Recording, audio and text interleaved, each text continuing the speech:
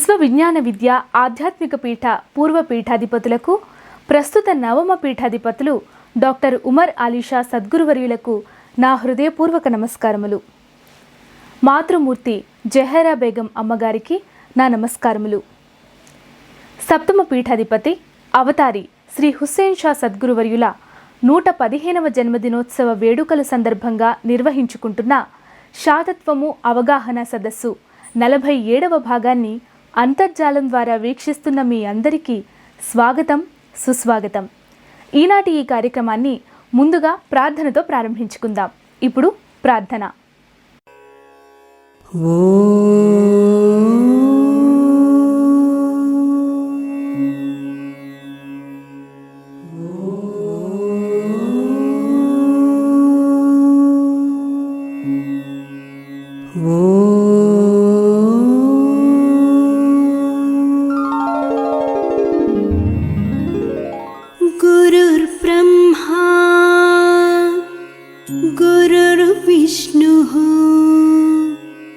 गुरुर्देवो महेश्वरः,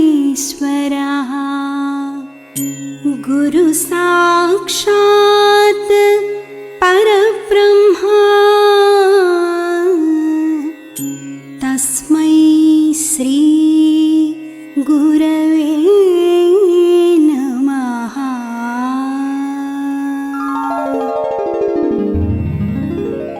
ఓం ఈశ్వర, నీవు అనంతుడవు, అనుపమానుడవు. ఆకాశము వలె నిండి, గాలి వలె వ్యాపించి, భూమి వలె చరాచర భూతకోటిని మోయుచున్నాడవు. సూర్యుని వలె జగజ్జాలములను వెలిగించుచున్నాడవు. నీకంటే ఘనులు గాని, పూజ్యులు గాని, పవిత్రులు గాని ఎవ్వరునూ లేరు. ఓ స్వామి, నీ మహిమ, నీ శక్తి, నీ వైశాల్యము, నీ లోతు, నీ సర్వజ్ఞత్వము తెలిసిన వారెవరునూ లేరు.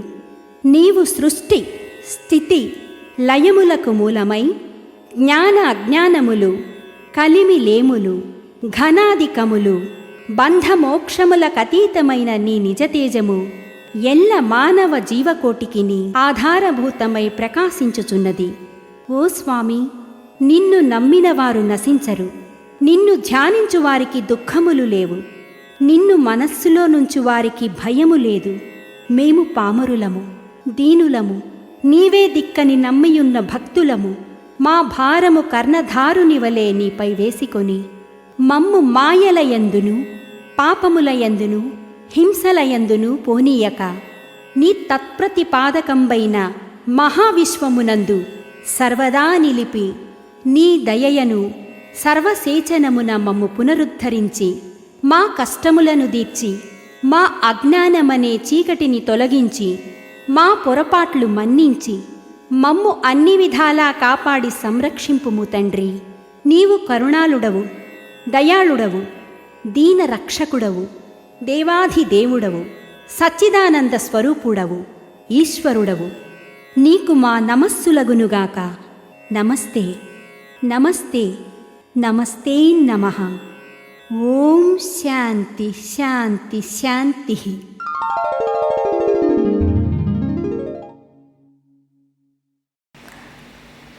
శాతత్వము అవగాహన సదస్సు 47వ భాగంలో శాతత్వ గ్రంథీకరణ, శిష్యుని పాత్ర అనే అంశం గురించి తెలుసుకుందాం. గురువును అనుసరించు శిష్యుడు తన ఆధ్యాత్మిక ప్రయాణంలో సాధకుడిలా మారుతాడు. గురువు ప్రబోధించు తత్వామృతాన్ని ఆస్వాదించుటకు ఆ సాధకుడు నిరంతరం తపిస్తాడు. గురువు ఆశీర్వాదంతో తాను ప్రయాణించే బాటలో ఎన్ని పరీక్షలు ఎదురైనా వాటిని ఛేదించుకుని ముందుకు సాగిపోతూ ఉంటాడు. గురువు నుండి వెలువడు ప్రతి వాక్కును శాసనంగా శిరసా వహిస్తాడు. గురువు తనకు అన్యం కాదని గ్రహిస్తాడు. గురువు నుండి తాను పొందిన జ్ఞానాన్ని, తాత్వికానుభూతిని అందరికీ అందిస్తూ అందరూ తరించాలని కాంక్షిస్తాడు. గురుబోధ భావితరాలకు చేరాలనే బలీయమైన అట్టి సాధకుల సంకల్పమే శాతత్వ గ్రంథమునకు నాంది. ఈరోజు కార్యక్రమంలో అటువంటి విశిష్ట శిష్యుల సాధనా ప్రయాణం గురించి తెలుసుకుందాము. శ్రీ విశ్వ విజ్ఞాన విద్య ఆధ్యాత్మిక పీఠము ఒక జీవనది. వివిధ పీఠాధిపతుల కాలంలో కొందరు శిష్యులు వారి సాధన, భక్తి, సేవలతో ప్రముఖ స్థానం వహించి శిష్యులలో అగ్రగణ్యుడుగా తోటి శిష్యులకి స్ఫూర్తినిస్తూ వచ్చారు. సీతామహాలక్ష్మి గారు వారి అచంచలమైన భక్తి విశ్వాసాలతో, అకుంఠిత దీక్షతో గురువు యందు, పీఠమునందు సంపూర్ణమైన అంకిత భావంతో పీఠానికి అనితర సాధ్యమైన సేవలు చేశారు. చతుర్థ పీఠాధిపతి అయిన శ్రీ కహెన్షావలి సద్గురువర్యుల నుండి ప్రస్తుత పీఠాధిపతి వరకు 6 తరాలుగా వెలువరించిన ఆధ్యాత్మిక ప్రవచనాలని, సాహిత్యాన్ని వారు తన ఉపన్యాసాలలోనూ, శిష్యులతో ఇష్టాగోష్ఠులలోనూ వివరిస్తూ ఉండేవారు.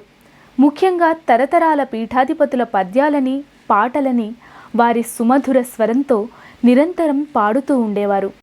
హుస్సేను స్వామి హృదయమున మురళినై అధరంబులో నుండి సుధలొలుకు రాగాల మధురంబుగా పాడుతున్నాను, సన్మంత్రమై మ్రోగుతున్నాను.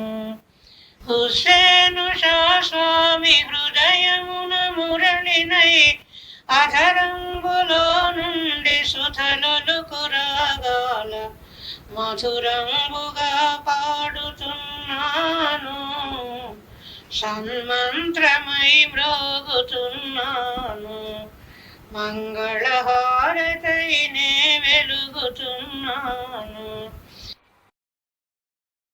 సప్తమ పీఠాధిపతి శ్రీ హుస్సేన్ షా సద్గురువర్యుల కాలము మొదలు సీతామహాలక్ష్మి గారు, వారి కుటుంబం చేసిన సేవ శిష్యలోకానికి సువిదితం. అటువంటి ఆత్మీయ శిష్యురాలైన శ్రీమతి సీతామహాలక్ష్మి గారి జీవిత విశేషాలను మనం ఇప్పుడు శ్రీమతి సత్యవోలు చిట్టిగారి మాటల్లో విందామా? సద్గురు స్వామి పాద పద్మాలకు నా సాష్టాంగ నమస్కారం, శ్రోతలకు నమస్కారం. శ్రీమతి సత్యవోలు సీతామహాలక్ష్మి గారు 1923 మార్చి 30న చోడవరం అనే గ్రామం, అనకాపల్లి దగ్గరలోని చోడవరం అనే గ్రామంలో భాగ్య గారింటి జన్మించారు. వీరు చిన్న వయసులో తల్లిదండ్రులు స్వర్గస్థులు అవడం చేత వీరు అన్నయ్యలు, అక్కయ్యల సంరక్షణలోనే పెరిగారు. ఇప్పుడు 13 ఏట సత్యవోలు కేశవరావు గారికి వివాహం జరిగింది. ఇప్పుడు చిన్నప్పటి నుంచి కూడా శ్రీకృష్ణుని భక్తురాలు. ఎప్పుడూ కూడా ఆవిడ శ్రీకృష్ణుని పాటలు, పద్యాలు, గీతాలు పాడుతూ ఉండేవారు. ఆవిడ సుమధురమైన కంఠంతో ఆ పాటలు పాడుతూ ఉంటే వినేవారందరూ ముగ్ధులైపోయేవారు. అలా ముగ్ధులైన వారిలో వారి మామగారు కూడా ఒకరు. వారి మామగారు ఆవిడ చేత రోజు భాగవతంలోని పద్యాలు, భగవద్గీతలోని శ్లోకాలు అవన్నీ పాటించుకుంటూ ఉండేవారు. సచివాలయ కేశవరావు గారికి ఉద్యోగ రీత్యా వల్లూరు కాపురం పెట్టవలసి వచ్చింది. అక్కడ ఉండగా సశ్రమ పీఠాధిపతి మురారిశేవ సద్గురువర్యుల శిష్యురాలు సూరమ్మ గారని ఊరికి పరిచయం అయ్యారు.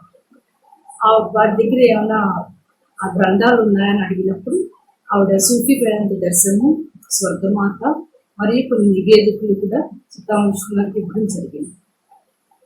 అవి చదివినప్పుడు ఆవిడకి చాలా సంతోషంగాను, చాలా ఆశ్చర్యంగానూ అనిపించింది. ఎందుకంటే అందులో దేవతలు కూడా వచ్చి ఈ సభకు వచ్చి నేర్చుకుంటారని, అలాగే ఈ సభా సభ్యులు నక్షత్ర మండలాలని, సూర్య మండలాలని దర్శించగలరని, ఈ సభ బ్రహ్మ విద్య నేర్పడి తార్కిక పాఠశాల అని తెలుసుకున్నాం ఆ పుస్తకం చదివి. వాడికి ఎప్పటి నుంచో కూడా ఏంటి సమయం అంతా ఇలా గడిచిపోతుంది, ఈ సొల్యూషన్ తెలుసుకోలేకపోతున్నాను, ఏంటి ఇలాగా ఎప్పటికీ నేను తెలుసుకుంటాను అని తపన చాలా ఉండేదాన్ని. వాటికి సమాధానం ఈ పుస్తకాలు అనిపించేది. వాడికి ఇంకా ఎలాగైనా సరే ఈ ధర్మంలో చేరాలి, విషయాలన్నీ తెలుసుకోవాలి అని సంకల్పించి అప్పుడు దంపతులు ఇద్దరు కూడా 1948లో జూలై 24వ తారీఖు శ్రీ హుస్సేన్ షా సద్గురువర్యుల దగ్గర మంత్రోపదేశం తీసుకోవడం జరిగింది. మీరు మంత్రోపదేశం తీసుకున్న వెంటనే ఇప్పుడు సాధన మొదలైపోయింది. ఆ సాధనలో అనేకమైన దృశ్యాలు, ఆవిడ అనుభవాలు కూడా చాలా దర్శించడం జరిగింది. అయితే హుస్సేన్ షా గారు మంత్రం ఇచ్చినప్పుడు మీకు చాలా విషయాలు వస్తాయేమో, ధ్వనులు వినిపిస్తాయి. అవన్నీ కూడా మీరు రాసి పెడితే నేను వచ్చినప్పుడు వాటి గురించి నోట్ చేసి పెట్టండి, నేను వచ్చినప్పుడు వాటి గురించి చర్చించుకుందాం అని చెప్పేవారు. అలాగే ఆవిడన్నీ రాసి వాటి గురించి డిస్కషన్స్ అవి జరుగుతుంటాయి. అలా ఆవిడ ఆధ్యాత్మిక ఆ ప్రయాణం మొదలైంది. ఆ 1950లో కేశవరావుకి రాజమండ్రి బదిలీ అవ్వడంతో వారు రాజమండ్రి కాపురం వెళ్ళడం జరిగింది. అయితే హుసేన్ షా గారికి ఈ ఆధ్యాత్మిక పర్యాటక కేంద్రంగా రాజమండ్రి ఉంది. సో అక్కడికి వెళ్ళినప్పుడు తప్పకుండా తరచూ శ్రీరామకృష్ణ గారి ఇంటికి వెళ్తూ ఉండేవారు. వెళ్ళినప్పుడు అది ఆయన రాకని ఉత్తరాల ద్వారా తెలియపరుస్తూ ఉండేవారు. అక్కడ వెళ్ళినప్పుడు కూడా ఇప్పుడు అనుభవాల గురించి అన్ని వాటి గురించి మాట్లాడడం, వాడుకున్న అనుమానాల్ని నివృత్తి చేసుకోవడానికి జరుగుతూ ఉండేది.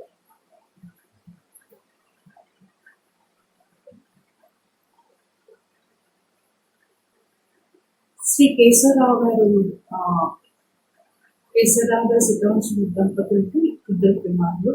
వారు శ్రీకృష్ణ గారు, శ్రీ మోష్ గారు. కేశవరావు గారు శ్రీరామకృష్ణ గారు కూడా గురువుని ఎంతో భక్తి విశ్వాసాలతో ఎంతో ఆప్యాయంగా అత్యంత సన్నిహితంగా ఉండేవారు. అదేవిధంగా వారి సంతానం కూడా స్వామి అందు భక్తితో అత్యంత భక్తితో సాన్నిహిత్యంగా మెలిగేవారు. సుశేష సద్గురు స్వామి వారిని భౌతికంగానో అభౌతికంగా వీరికి ఎదురయ్యే అనేక సమస్యల నుంచి రక్షిస్తూ వారి ఆధ్యాత్మిక పురోభివృద్ధికి ఆశీస్సులు అందించారు. స్వామి రాజమండ్రిలో సీతావంశ గారి సీతాకేశవ నిలయంలో ఉన్నప్పుడు అనేక మంది శిష్యులు గురువు గారి సందర్శించుకోవడానికి అక్కడికి వస్తూ ఉండేవారు. ఏ సమయంలో ఎంతమంది వచ్చినా కూడా వారిని ఎంతో బాగా ఆదరించేవారు కేశవరావు గారు, మరి సీతావంశ గారు.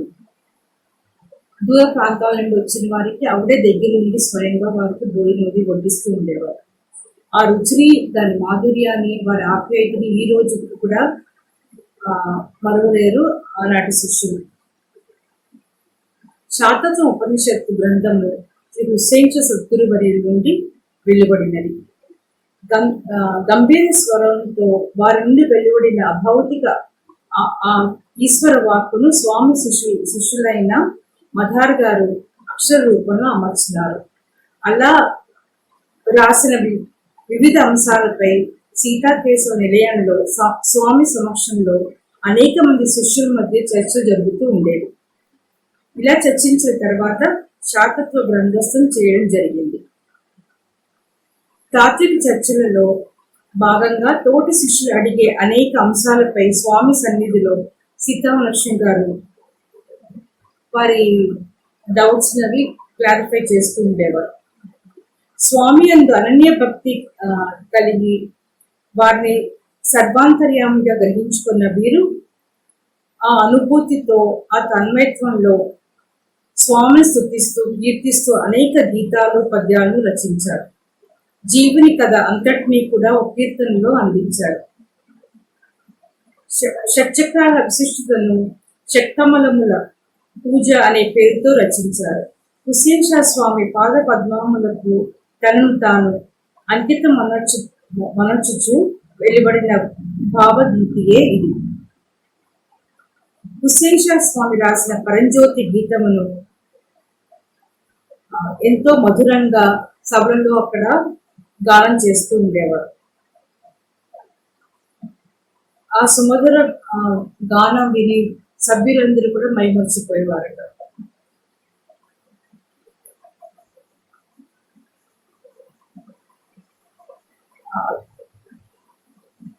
సభలలో స్వామి సమక్షంలో అనేక అంశాలపై వీరి ఉపన్యాసాలు అనర్గణంగా సాగాయి. స్వామి సన్నిధిలో దృశ్యము, దృక్కు, ద్రష్ట గురించి వీరు ఇచ్చిన ఉపన్యాసం నేటికి మనం విని అర్థం చేసుకోగలుగుతున్నాము. ముగ్గురు పీఠాధిపతులు సేవించుకునే భాగ్యం కలిగిన వీరు ధన్యులు. పీఠానికి విశిష్ట కృషి సల్పిన త్యాగశీలి వీరు. సీతామహాలక్ష్మి గారు బహు సంవత్సరములు సాధన చేసి షట్చక్రాల మీదుగా సుషుమ్నా మార్గంలో ప్రయాణం చేసి కుండలిని ఎదిరించి గురు శిష్యుల గురు ఆశీర్వాదంతో ఓంకారాన్ని చిత్రం చేసి శూన్యుల సద్రూపాన్ని చూసి స్వయం బ్రహ్మ న సందేహ అని ఆ పరబ్రహ్మ స్వరూపమే సగుణ నిర్గుణాలకు అతీతమైన గురు స్వరూపమే గ్రహించి త్యాగ రూపంలో అత్యంత పునీతురాలై స్వామి తన తేజస్సును చేర్చిన మహనీయురాలు.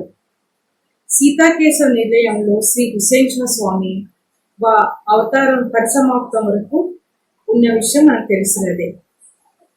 అందుకే ఇంటిని స్వామి జ్ఞాపకార్థము శ్రీ హుసేన్ నిలయంగా మార్చి స్వామి సంబంధించిన జ్ఞాపకాలను శిష్యుల సందర్శనార్థం ముద్రపరిచారు.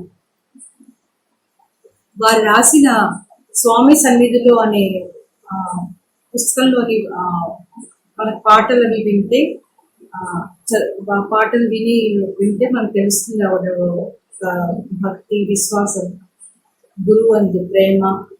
అది నేను ఒక 4 లైన్లు రాసిన పాట, ఒక 4 లైన్లు పాడి ఈ ఉపన్యాసం బోధిస్తాను.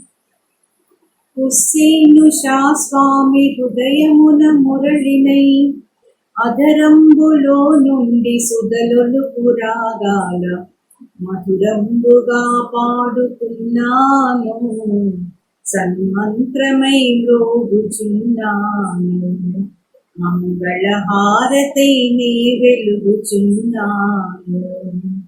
సీత పాడిన పాట సృష్టిలో మార్మోగి పంచభూతాలన్నీ పరవశించి పాడి అణువణువు పులకించిపోయాయి, స్వామి ఆరాధనము చేయుచున్నాయి, సన్మంత్రమై ప్రోగుచున్నాయి. ఈ అవకాశం ఇచ్చిన సద్గురు స్వామికి నా సాష్టాంగ నమస్కారం. సీతా మహాలక్ష్మి గారి జీవిత విశేషాలలో ఎన్నో చక్కటి అద్భుతమైన అంశాల గురించి తెలియజేసిన శ్రీమతి సత్యవోలు చిట్టి గారికి కృతజ్ఞతలు తెలియజేస్తున్నాము. ఇప్పుడు ఆనాటి కాలంలో సీతా మహాలక్ష్మి గారు గురువు గురించి ఎంత చక్కగా చెప్పారో వారి మాటల్లోనే విందామా? రసస్వరూపులు, అవతారి శ్రీ సద్గురువర్యులు, విజ్ఞాన విద్యాపీఠాధీశ్వరులు శ్రీ హుస్సేన్ షా సద్గురు సార్వభౌములకు హృదయపూర్వక నమస్కారం. అవతారులైన, ప్రవక్తలైన, మామూలు మానవులైన ఏ జీవికి సంబంధించిన విషయాలైనా జీవితమైన కొంతకాలం అయ్యేప్పటికీ పరమపదించడం అనే విషయం ఉంది కాబట్టి ఆ మరణం అనే విషయానికి భయపడి మన మరణం అనే విషయం లేకుండా చేసుకుని శాశ్వతమైన పరిణామం పొందడం కోసం అని చెప్పేసి ఈ ఈశ్వర విషయంలో అన్వేషణార్థమై ప్రయత్నం చేస్తుంది. అంటే దానికి శాశ్వతమైనటువంటి విషయం పరిణామం అంటే జన్మ మరణాలైనటువంటి విషయం లేకుండా మానవుడు ఈ సృష్టి ఆదిని ఏ విధంగా అయితే రసస్వరూపంగా మహాతేజ స్వరూపంగా ఉన్నాడో ఆ రకమైన పరిణామం పొందడానికి ప్రయత్నం చేసేటువంటి ప్రయత్నమే ఈ బ్రహ్మరూపమైన జిజ్ఞాస, ఈశ్వర విధానమైనటువంటి బాటకి ప్రయత్నం చేయడం అన్నమాట ప్రయాణాన్ని. అయితే దానికి ఎవరు ఏ కాలంలో ఎలా చేశారు అని చెప్పినప్పుడు మనం ఈనాడు ఎవరిని ఆదర్శంగా తీసుకుంటున్నాము అంటే శ్రీకృష్ణ భగవానుని, శ్రీరామచంద్రమూర్తిని, మహమ్మద్ ప్రవక్తని, అటువంటి మహామహులైన మహాత్ముల్ని ఆదర్శంగా తీసుకుంటున్నాం. అదే విధానంలో ఆనాడు వారు ఏం చెప్పారో తెలియటం లేదు, కానీ వారు చెప్పినటువంటి విషయం వారు చెప్పినట్టు విధానంలో మన విజ్ఞాన విద్యాపీఠాధీశ్వరులు కూడా అదే విధానంలో ప్రయాణం చేయించి ఆనాడు వారు నేర్పినట్టు విషయం మనకి అవగాహన అయ్యేలాగా, ఈనాడు అర్థమయ్యేలాగా చేయగలిగిన మహాశక్తివంతమైన పీఠం శ్రీ విజ్ఞాన విద్యాపీఠం. అది ఇప్పుడు ఈ విషయం చెప్పాలి అంటే పూర్వం ఈ మహత్తరమైన విషయాన్ని సాధించిన మహాత్ములకు కూడా మన ఉదాహరణగా పేర్కొనాల్సిన విషయం ఉంది. అది ఏమిటి అంటే శ్రీకృష్ణ భగవాను తీసుకుంటే దానికి తాతయ్య గారు ఏం చెప్పారంటే, చూడు మఠంసు విశ్వమును చూపె కిరీటికి కౌరవాళికి నాడు మురారి ఆ మరుగునారయుదేని మనంబు దృక్కులుందోడై రాగా నష్టపై దోచు వెలుంగు కలంగకుండా అని చెప్పి పద్యం రాశారు తాతయ్య గారు. అదేంటంటే శ్రీకృష్ణ భగవానుని వేళ మనం గొప్పవాడు అని చెప్పేసి ఎందుకోసం కీర్తిస్తున్నాం? ఏదో దేవకీదేవి కదని యశోదాదేవి పెంచిందని కాదు కదా. ఆయన ఏమిటంటే 4 సార్లు విశ్వరూపం చూపించినట్టు మాత్రాన్ని విషయం ఉంది కాబట్టి శ్రీకృష్ణ భగవానుడు ఆ యుగం అయిపోయినప్పటికీ ఈ యుగాంతం వరకు కూడా, అంటే సృష్టి ఉన్నంత వరకు కూడా ఆయన పేరు మనం స్మరిస్తూ ఉంటాం.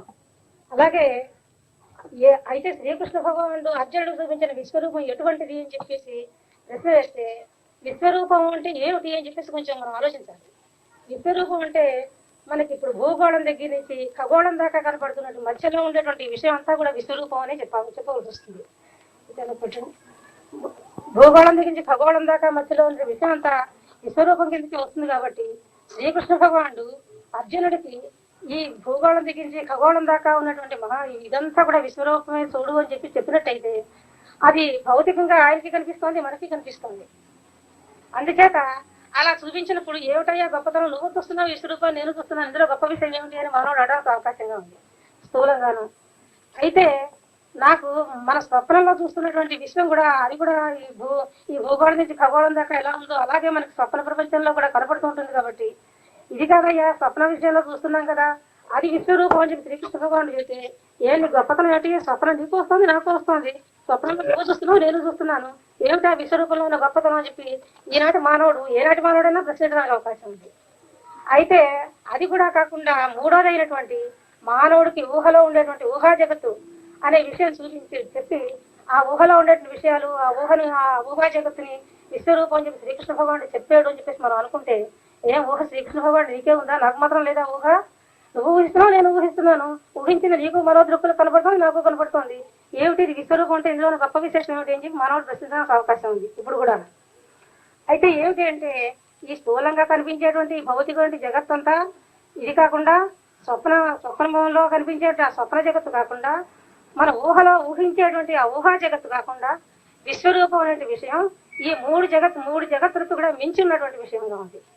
అదే దాన్నే ఏం చెప్పారంటే జగద్రూపం అని, విశ్వరూపం అని దాన్నే పేర్కొన్నారు. అయితే మానవుడికి ఆ పరిణామం ఎలా వస్తుంది అని ప్రశ్నించినప్పుడు, మానవుడు ఏ శరీరంలో మానవుడు ఉన్నప్పుడు ఆ విశ్వరూపం అనే పరిణామానికి రాగలడు అంటే అది శ్రీకృష్ణ భగవానుడికి ఒక్కడికే సాధ్యమా? ఈనాడు మానవుడు ప్రతి మానవుడికి కూడా ఆ విశ్వరూపం అనే విషయంగా తను మారి ఆ విశ్వరూపం అనే విషయం నిరూపణ చేయడానికి సాధ్యంగా ఉందా అని ప్రశ్న వేస్తే, మానవుడు అనే వ్యక్తిత్వానికి సాధ్యంగా ఉంది అని చెప్పి శ్రీ అయ్యగారు చదివించారు. శాతత్వంలో మానవుడు అనే చాప్టర్లో మానవుడు అంటేనే విశ్వరూపం, మానవాత్మ ఎవరికైతే ఆత్మ మానవ పరిణామం దేనికైతే వచ్చిందో అదే విశ్వరూపంగా ఉంది. ఆ విశ్వరూపంగా లేనంటే ఆత్మ మానవ రూపంలో ఉన్నా సరే అది జడజన్మప్రాయం అయింది కాబట్టి దాన్ని మానవ జన్మ కింద లెక్క వేయకూడదు అని చెప్పేసి అయ్యగారు శాతత్వంలో రాశారు. అది మీరందరూ ఆ పుస్తకంలో చదివే ఉంటారు. అయితే ఏ స్థితికి వచ్చేప్పటికీ మానవుడు విశ్వరూపం కనిపించుకుంటాడు అని ప్రశ్న వేస్తే, ఈ మానవుడికి స్థూల సూక్ష్మ కారణ శరీరాలు ఎలా అయితే ఉన్నాయో స్థూల సూక్ష్మ కారణ జగత్తులు కూడా అలాగే ఉన్నాయి, ఊహా జగత్తులు. అయితే ఏమిటంటే ఈ 3 శరీరాలని దాటి ఈ మూడు జగత్తుల్ని మించిపోయి మహాకారణ శరీర రూపంగా మారినప్పుడు మానవుడు జగద్రూపంగా మారేందుకు అవకాశం ఉంది.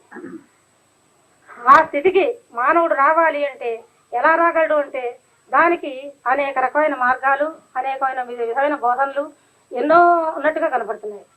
కానీ అది విజ్ఞాన విద్యాపీఠంలో అది ఆ సద్గురు ఆశీర్వాద రూపంలో ఆ సాధకుడికి విశ్వరూపంగా మారేటువంటి విషయం శ్రీకృష్ణ భగవానుడు ఏ విశ్వరూపం అయితే అర్జునుడు చూపించాడో అటువంటి విధానమైనటువంటి విశ్వరూపంగా మారినటువంటి ఈ సద్గురువు శిష్యుని కూడా తనంతటి వాడిగా మార్చగలిగే శక్తివంతుడై ఉన్నాడు. ఆ విధానం ఎవరికి వాళ్ళకి అనుభవంలో ఉంటుంది. ప్రయత్నించి చూసినట్టయితే, గ్రహించినట్టయితే ప్రతి వాళ్ళ అనుభవంలోనూ కూడా వాళ్ళకి ఆ మహత్తరమైన విషయాలు వాళ్ళకి నిరూపణ అవుతూ ఉంటాయి. అదే విజ్ఞాన విద్యాపీఠం యొక్క విశిష్టత. గురువు గురించి, గురువు విశిష్టతను గురించి ఎన్నో చక్కటి విషయాలను సాధ్వి శ్రీమతి సీతా మహాలక్ష్మి గారి మాటల్లో విని మరొకసారి వారిని ఈ సందర్భంగా తలుచుకున్నాం. ఇప్పుడు ఎన్ని కష్టాలు ఒడిదుడుకులు ఎదురైనా సర్వము నీవే స్వామి అని అచంచలమైన భక్తి విశ్వాసములతో స్వామి చూపిన మార్గంలో ప్రయాణం చేసి వారి జీవితాన్ని చరితార్థం చేసుకున్నారు శ్రీ గోపరాజు రమణయ్య గారు. వీరు మాట్లాడే ప్రతి మాట, ప్రసంగించే ప్రతి ఉపన్యాసం గురువు యొక్క సర్వజ్ఞత్వమును తెలియచేయు విధంగా ఉండేది. అటువంటి మహాభక్తురాలు శ్రీ గోపరాజు రమణయ్య గారి జీవిత విశేషాలను వారి కుమారుడు శ్రీ గోపరాజు సాయి గారి మాటల్లో ఇప్పుడు విందాం. సద్గురుభ్యో నమః. మాతృదేవో భవ, పితృదేవో భవ. అఖిలాండకోటి బ్రహ్మాండ నాయకుడైన శ్రీ విశ్వ విజ్ఞాన విద్య ఆధ్యాత్మిక పీఠ చక్రవర్తులకు నా హృదయపూర్వక సాష్టాంగ ప్రణామం. నా పేరు గోపరాజు సాయిబాబా. నేను దర్శపరి రమణయ్య గారి కుమారుణ్ణి. పశ్చిమ గోదావరి జిల్లా పెంటపాడు మండలం దర్శపరి నివాసి. మా తల్లిగారు అయినటువంటి గోపరాజు వెంకటరమణ గారు 1929 సంవత్సరం ఆశ్వేజ శుద్ధ పంచమ రోజున అంకంపాలెం గ్రామంలో ర్యాలి సూర్యనారాయణమూర్తి, అనంతరామలక్ష్మీకాంతం పుణ్య దంపతులకు సద్బ్రాహ్మణ వంశంలో పంచమపుత్రికగా జన్మించారు. వీరి బాల్యం అంతా అంకంపాలెం గ్రామంలోనే జరిగింది. ఈవిడ విద్యాభ్యాసం 5వ తరగతి వరకు చదువుకున్నాడు. 1943 సంవత్సరంలో రాధాకృష్ణమూర్తి గారి కుమారుడైనటువంటి గోపరాజు దుర్గా సత్యనారాయణమూర్తి గారితో 1943 ఆషాఢ మాసం శుద్ధ దశమి రోజున వివాహం జరిగింది. గోపరాజు వెంకటరమణయ్య గారికి 3 ఆడపిల్లలు, 2 మగపిల్లలు. 1964 సంవత్సరంలో విశ్వేశ్వర స్వామి దర్శపరు పర్యటనకు రావడం జరిగింది. స్వామి పర్యటనకు వచ్చి, మీ గ్రామంలో ఎవరైనా రామాయణం, భాగవతం, భగవద్గీత చదివేవాడు ఎవరన్నా ఉన్నారా అంటే, ఉన్నారు బాబు, మా ఊరి కర్ణం గారి భార్య చదువుతారు బాబు అని చెప్పడం జరిగింది. అయితే వారిని మనం కలవాలి, మనం వారి దగ్గరికి వెళ్దాము, వారికి రమ్మంటే వస్తారా అని చెప్పి స్వామి వారిని ప్రశ్నించడం జరిగింది. లేదు బాబు, మేము వెళ్ళి వారిని తీసుకొస్తామని చెప్పి తీసుకొచ్చారు. స్వామి, అమ్మ, భగవద్గీత, రామాయణం, భాగవతం ఇవన్నీ మీరు చదివారా బాబు అని చెప్పారు. స్వామి అమ్మను ప్రశ్నించండి. అవును బాబు, నేను 5వ తరగతి చదివిన తర్వాత, పెద్ద బాల శిక్ష వల్లి వేసిన తర్వాత మా తల్లిగారు నా చేత భాగవతం, భగవద్గీత, రామాయణం నా బాల్యంలోనే చదవడం నాకు అలవాటు చేశారు. ఆ రీత్యా ఆ గ్రంథాల మీద నాకు అపారమైనటువంటి విశ్వాసంతో నేను ప్రయాణం చేస్తున్నాను. నాకు శ్రీరామచంద్రుడు అంటే బహు ప్రీతి బాబు. మా ఇంటి ఇలవేలుపు ఆంజనేయ స్వామి బాబు అని చెప్పి స్వామికి తెలియజేయడం జరిగింది. అలాగా అమ్మ, చాలా సంతోషం. నేను మీకు సూఫీ వేదాంత దర్శనం అనేటువంటి ఒక పుస్తకం ఇస్తున్నాను. ఈ పుస్తకం కూడా మీరు చదవండి. ఈ పుస్తకం చదివిన తర్వాత మీలో కలిగినటువంటి భావాల్ని నాకు చెప్పండి అమ్మ అని చెప్పి స్వామి అమ్మను ఆశీర్వదించి ఆ పుస్తకం ప్రసాదించడం జరిగింది. అనతి కాలంలోనే స్వామి తిరిగి దర్శపూర్ గ్రామం రావడం జరిగింది. విశ్వేశ్వర స్వామి దగ్గర 1964 సంవత్సరంలోనే అమ్మ మంత్రోపదేశం పొందింది. మంత్రోపదేశం పొందినప్పటికీ మా కుటుంబ పరిస్థితులు అంతంత మాత్రంగానే ఉండడం, గ్రామంలో ఉండేటువంటి కక్షలు, కార్పణ్యాలతో నాన్నగారి ఉద్యోగాన్ని సస్పెండ్ చేయడం, 7 ఊళ్ళు ఏకమైనా సరే కరణం గారిని ఏమీ చేయలేమమ్మా అని చెప్పి ఒక అద్భుతమైనటువంటి ఆశీస్సులని ఆ రోజుల్లో విశ్వేశ్వర స్వామి ప్రసాదించి, ఆయన ఆశీస్సులతో కరణం గారికి తిరిగి ఉద్యోగం రావడం, నాటి నుండి వారి జీవితకాలం అంతా కూడా వారు సుఖమయమైన జీవితాన్ని గడపడానికి దోహదపడేలాగా ఆ పీఠాధిపతులు ఆశీర్వదించడం జరిగింది. 1972 సంవత్సరంలో మా పెద్దక్క గారు అయినటువంటి సుచరాదేవి గారికి ఫిబ్రవరి 3వ తారీఖున వివాహం చేయడానికి నిశ్చయించుకున్నారు. ఈ విషయాలు స్వామికి కూడా తెలుసు. జనవరి 31వ తారీఖున మా తాటాకిల్లు కాలిపోతుంది. పెళ్లికి కావాల్సిన సంభారాలన్నీ కూడా ముందుగానే తెచ్చుకొని స్టోర్ రూమ్లో పెట్టుకుంటాం కాబట్టి ఆ వివాహానికి అవసరమైన సరుకులన్నీ కూడా ఆ స్టోర్ రూమ్లోనే ఉన్నాయి. ఇల్లు మొత్తం తగలబడిపోతోంది. మిద్దె లేదు. శాతత్వం గ్రంథం వచ్చినటువంటి అప్పటికి శాతత్వం వచ్చి 2 సంవత్సరాలు అయింది. అందరికీ అమ్మ తలో శాతత్వం పుస్తకాన్ని కొని అందరికీ పిల్లలందరికీ ఇవ్వడం జరిగింది. స్వామి ఇక్కడ ఇల్లు కాలిపోతుంటే విష్ణుస్వామి స్వామి రాజమండ్రిలో సీతామహాలక్ష్మి గారి ఇంట్లో ఉండి అటు ఇటు నడిచేస్తున్నారు ఆయన. స్వామి ఏమిటి ఇప్పుడు దాకా కూర్చున్నారు, ఏమిటి ఇంత హడావిడిగా మీలో అదో ఆందోళన కనబడుతోంది, ఏమిటి మీరు అటు ఇటు ప్రచారాలు చేస్తున్నారు, ఏమిటి విషయం అని చెప్పి సీతామహాలక్ష్మి పెద్దమ్మ గారు విష్ణుస్వామి స్వామిని అడగడం జరిగింది. ఏముందమ్మా, రమణయ్య గారి ఇల్లు కాలిపోతోంది. అయ్యో అదేమిటి రమణయ్య గారి ఇల్లు కాలిపోవడం, 3 రోజుల్లో పెళ్లి పెట్టుకుంటే పెళ్లి ఎలా చేస్తారు వాళ్ళు అని చెప్పి ఆవిడే స్వామిని ప్రశ్నించలేదు. ఏమీ లేదమ్మా, రేపు మీరు బయలుదేరి దర్శకుని వెళ్ళండి, రమణయ్య గారికి ధైర్యంగా ఉంటుంది, పెళ్లి జరుగుతుంది, కంగారు పడద్దు, అంతా స్వామి చూసుకుంటాననేటువంటి మహోన్నతమైన ఆశీస్సుల్ని ఆయన అభౌతికంగా అక్కడి నుంచే ప్రసాదించడం జరిగింది. ఇక్కడ దర్శపూర్ గ్రామస్తులందరికీ ఒక మహత్యాన్ని విష్ణుస్వామి స్వామి చూపించారు. కుండ నిండా వెన్నపోస్తుంది. అదే స్టోర్ రూమ్లో పెళ్లికి కావాల్సిన సరంజామా అంతా ఉంది. పెళ్లికి కావాల్సిన సామాను కానీ కుండలో ఉన్నటువంటి వెన్న కానీ కరగకుండా అగ్నిహోత్రుని నియంత్రించి స్వామి యొక్క మహత్యాన్ని చాటి చెప్పారు దర్శపూర్ గ్రామస్తులందరికీ. ఇల్లంతా కాలిపోతే పెళ్లి ఎలా జరుగుతుంది, పెళ్లి చేయలేమని, సామానంతా కాలిపోతుందని ఆందోళన చెందుతున్న మా కుటుంబ సభ్యులు బంధువులతో ఉన్నప్పుడు అంటారు, తీరా చూస్తే స్టోర్ రూమ్లో ఉన్నటువంటి ఏ వస్తువు కూడా చెక్కు చెదరకుండా, వెన్నపూస కూడా కరగకుండా స్వామి కాపాడి ఆ వివాహం నిర్విఘ్నంగా జరిగేటట్టు చేసి తాటాకిట్లో జరగాల్సిన పెళ్లిని మండువాలోగుల్లో జరిపించి 200 మందికి సరిపడా ఆహారాన్ని తయారు చేస్తే అది సుమారు 600 మందికి వచ్చేటట్టుగా ఆయన ఆశీర్వదించడం జరిగింది. వంటశాలలోకి వెళ్ళి ఆయన మంత్రాన్ని స్మరించుకుని అక్కడ అక్షయం చేయడం జరిగింది. ఏ ఆపదొచ్చినా మేమున్నాను బాబు అంటూ ఈ పీఠాధిపతులు ఎప్పటికప్పుడు మా కుటుంబాన్ని కాపాడుతూ వస్తున్నారు.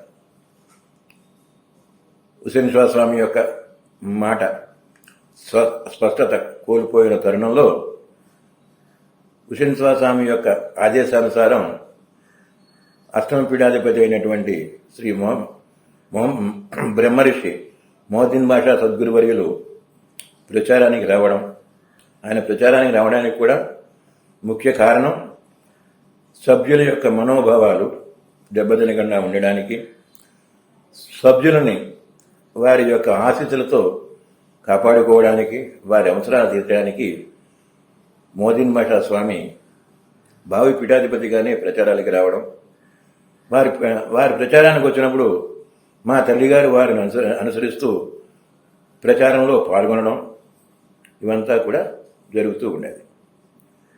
అమ్మ తనలో తనే ఆత్మానందం చెందుతూ అనేక రకాలైనటువంటి కీర్తనల్ని, సుప్రభాతాలని, జోలపాటల్ని, లాలిపాటల్ని రాసుకుని కేటగీతి, సీసపద్యాలు మొదలైన వాటిని ఆవిడే రచించుకుని పాడుతూ ఆత్మానందం చెందుతూ ఉండేవారు. ఆవిడ ఒక సుప్రభాతం రాసుకున్నారు విష్ణుస్వామి స్వామిని ఉద్దేశించి.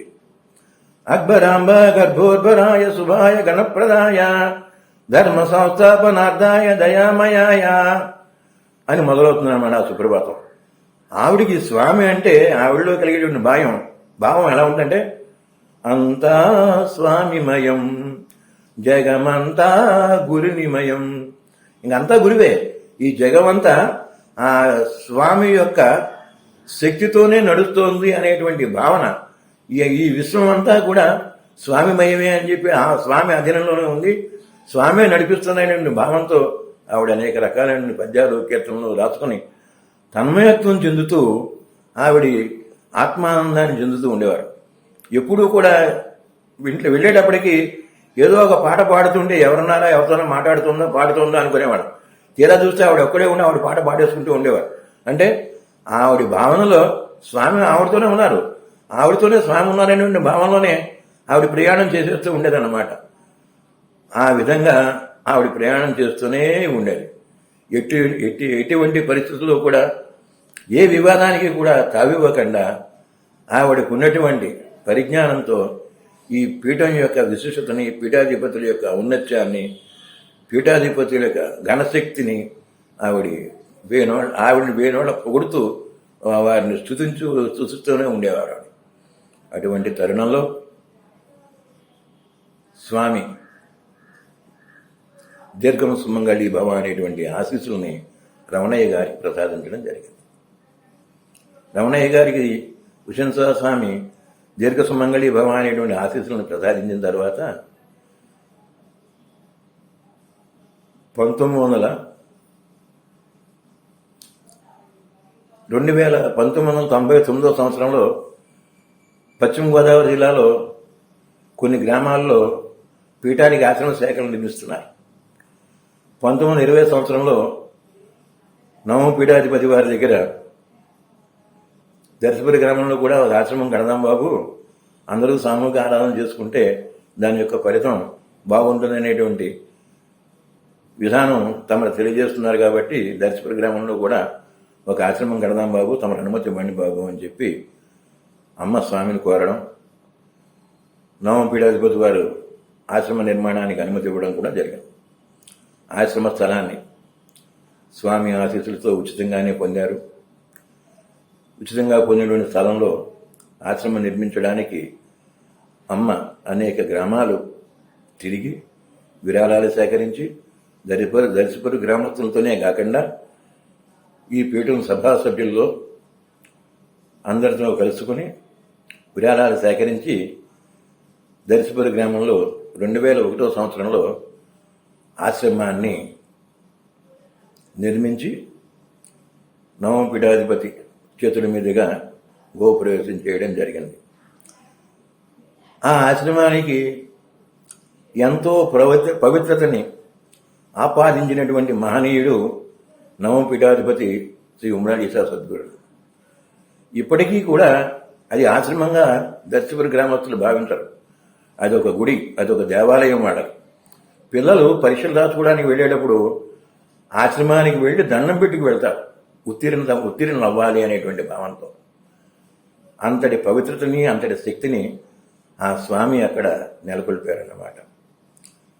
2005 సంవత్సరంలో మా తండ్రి గారికి అస్వస్థత చేసింది. వారి మంచాన ఉన్నారు. అదే తరుణంలో మా తల్లిగారు కూడా అస్వస్థతకు గురయ్యారు. తల్లి ముందా తండ్రి ముందా, అమ్మకన్నా నాన్నగారే ముందెళ్ళిపోతారేమో అనేటువంటి భావన మా కుటుంబ సభ్యులలోనూ మా బంధువుల్లో కూడా కలిగింది. స్వామి ఉమ్మడి ఈశా స్వామి వచ్చి అమ్మను చూసిన తర్వాత మనకి 15 రోజులు వ్యవధి ఉంది. ఈ 15 రోజుల కాలంలో అమ్మ యొక్క పరిస్థితి ఎప్పుడు ఎలా మారుతుందో నాకు చెప్పండి సాయి అని చెప్పి స్వామి సెలవివ్వడం జరిగింది. అంటే ఇంకా 15 రోజుల్లో అమ్మ కాలం చేస్తుందన్నమాట అని చెప్పి ఒక భావన నాలో ఏర్పడింది. కానీ ఈ విషయాన్ని కూడా నేను ఎవరికి చెప్పలేదు, నా మనసులోనే ఉండిపోయాను. నాన్నగారు అపస్మారక స్థితిలోకి వెళ్ళిపోయారు. 15 రోజులు టైం ఉందన్నారు స్వామి. నాన్నగారు చూస్తే అపస్మారక స్థితిలోకి వెళ్ళిపోయారు.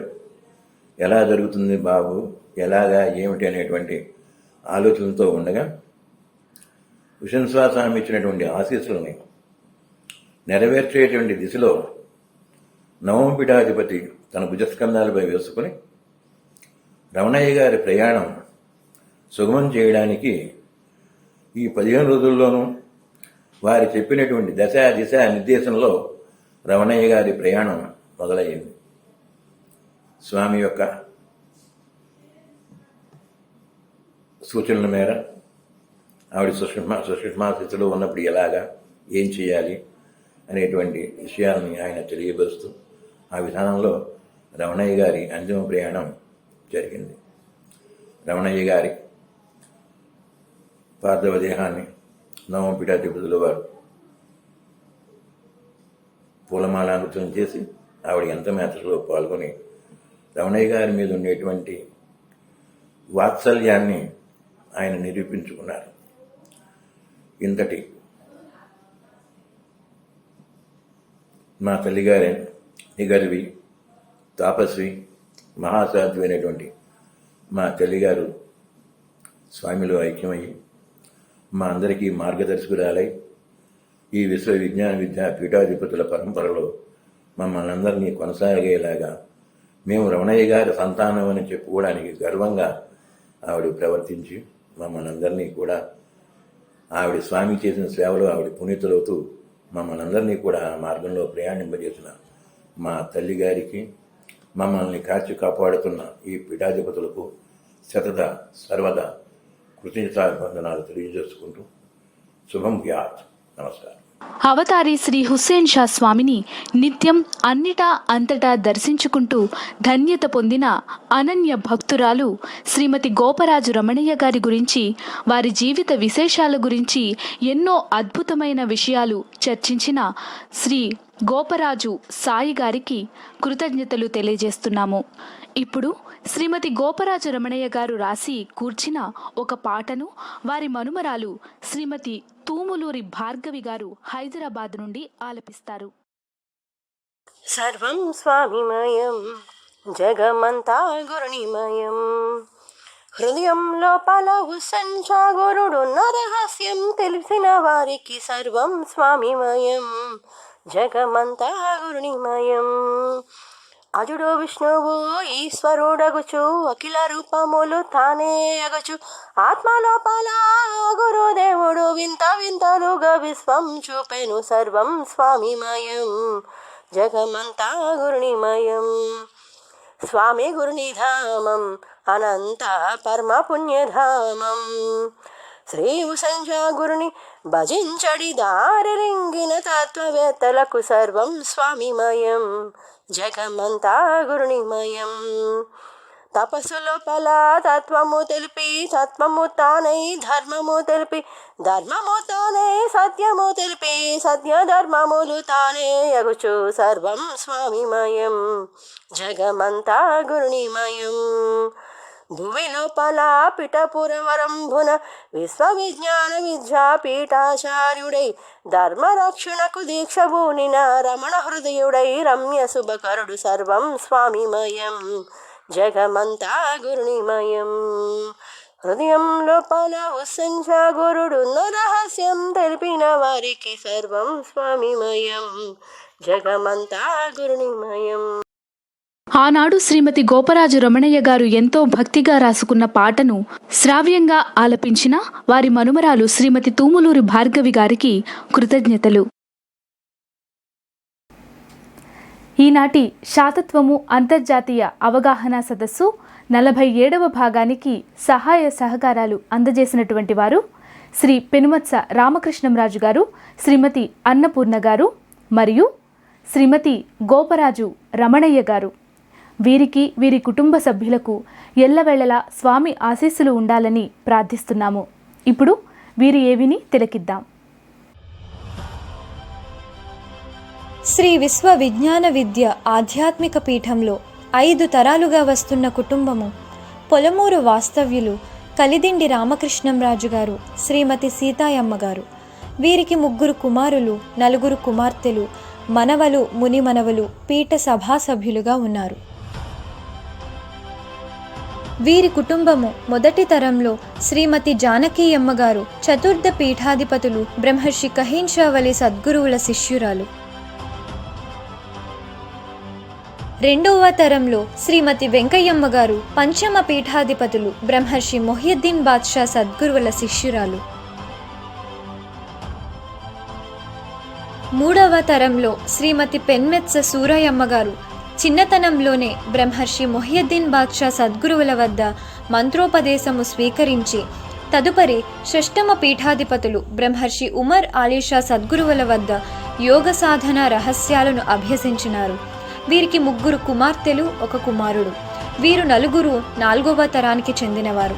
వీరి కుమార్తెలలో ఒకరైన పొలమూరు సీతాయమ్మ గారు షష్టమ పీఠాధిపతులు బ్రహ్మర్షి ఉమర్ ఆలీషా సద్గురువుల వద్ద మంత్రోపదేశము పొంది జ్ఞాన సాధన మార్గాలను అభ్యసించి సప్తమ పీఠాధిపతులు బ్రహ్మర్షి హుస్సేన్ షా సద్గురువులకు, అష్టమ పీఠాధిపతులు బ్రహ్మర్షి మొహియుద్దీన్ బాద్షా సద్గురువులకు, అనంతరము ప్రస్తుత నవమ పీఠాధిపతులు డాక్టర్ ఉమర్ ఆలీషా సద్గురువులకు మన పీఠానికి సేవలందించి మహోన్నతమైన త్యాగశీలిగా, నిగూఢమైన వ్యక్తిగా భావి పీఠాధిపతులను దర్శించి 3 పీఠాధిపతుల ఆశీస్సులను పొంది పీఠానికి గుర్తింపుగా స్థిరపడినారు. 5వ తరం వారైన పెన్మెత్స అన్నపూర్ణమ్మ గారు అనగా చిట్టియమ్మ గారు హుస్సేన్ షా సద్గురువర్యుల వద్ద మంత్రోపదేశం పొంది అష్టమ పీఠాధిపతులు బ్రహ్మర్షి మొహియుద్దీన్ బాద్షా సద్గురువులను, నవమ పీఠాధిపతులు డాక్టర్ ఉమర్ ఆలీషా సద్గురువులను ఆశ్రయించి వారి పూర్వీకులను ఆదర్శంగా తీసుకుని సద్గురుమూర్తి అడుగుజాడల్లో పయనిస్తూ జీవనయానం సాగిస్తున్న ధన్యజీవి. వీరు కాలం యొక్క విలువను గుర్తిరిగి ఎల్లవేళలా మహామంత్రాన్ని మౌనంగా జపిస్తూనే ఉండేవారు. ఆ విధంగా సాధన చేసి మహామంత్రాన్ని శ్వాసకు అప్పగించడం జరిగింది. వీరు బాగా సాధన చేయడం వల్ల ఎవరికైనా కష్టం వస్తుందంటే ముందుగానే వీరికి తెలిసిపోయేది. అందుచే ఆ కష్టాన్ని గుర్తించి వారితో సాధన చేయించి ఆ కష్టం నుండి గట్టెక్కించేవారు. వీరు అమ్మమ్మ గారిని, తల్లి గారిని ఆదర్శంగా తీసుకొని సద్గురువు అడుగుజాడల్లో నడుస్తూ పేరుకు తగ్గట్టు ఎన్నో ధార్మిక సేవలను పీఠానికి, సద్గురువర్యులకు అందిస్తూ వారి జీవితాన్ని సార్థకం చేసుకుంటున్నారు.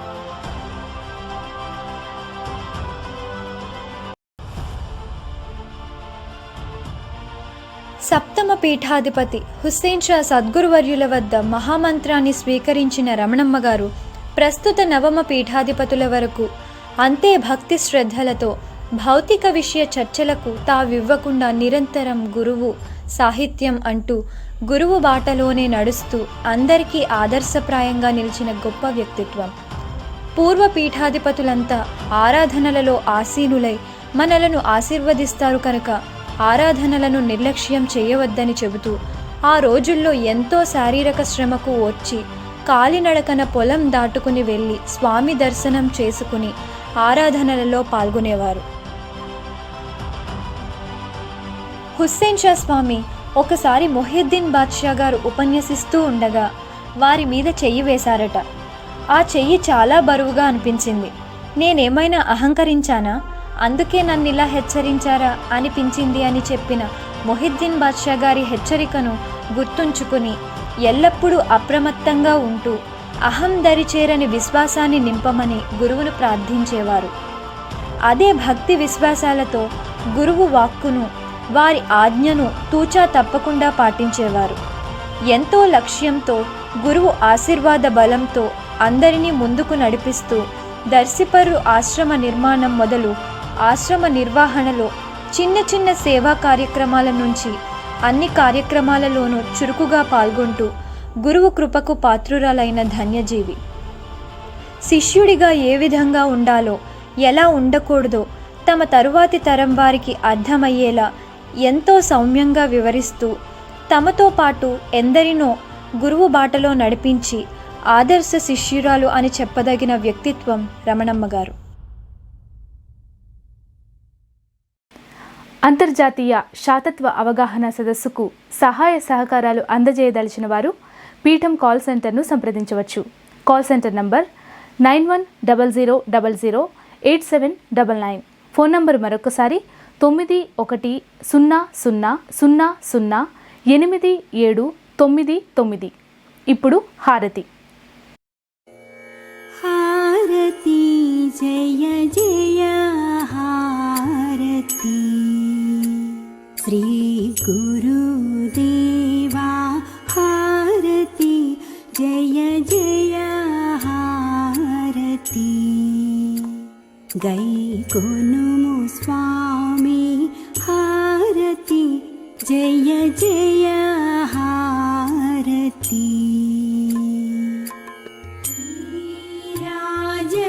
राजनमुलुनि पेरु पेरुन गूर्చి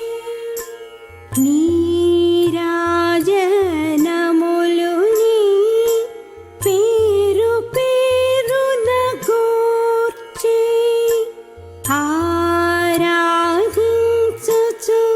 భక్తి నర్పించు కర్పూర హారతి జయ జయ హారతి శ్రీ గురుదేవా హారతి జయ జయ హారతి గైకొనుము స్వామి హారతి జయ జయ హారతి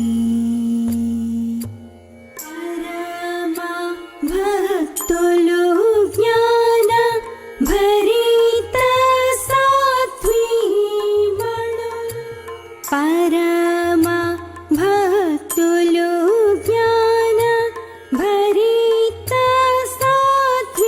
సాత్వీమణులు కరములు మోక్షి ఈ విరి పళ్ళేరములని హారతి జయ జయ హారతి శ్రీ గురుదేవా హారతి జయ జయ హారతి గైకొనుము స్వామి హారతి జయ జయ హారతి పరతత్వతే జమున పరములు మాకిచ్చే పరతత్వతే జమున పరములు మాకిచ్చే అరయుము మరానీషా సద్గురు నరసి నటులనిదిగో హరయు హుస్సేన్ షా సద్గురు నరసి నటులనిదిగో హరయు మొహియుద్దీన్ పాదుషా సద్గురు నరసి నటులనిదిగో హారతి జయ జయ హారతి శ్రీ గురుదేవా హారతి జయ జయ హారతి గైకొనుము స్వామి హారతి జయ జయ హారతి హారతి జయ జయ హారతి. తిరిగి వచ్చే వారం 48వ శాతత్వము అవగాహన సదస్సులో మరిన్ని విశేషమైన అంశాలతో కలుసుకుందాము. అంతవరకు సెలవు. శుభం.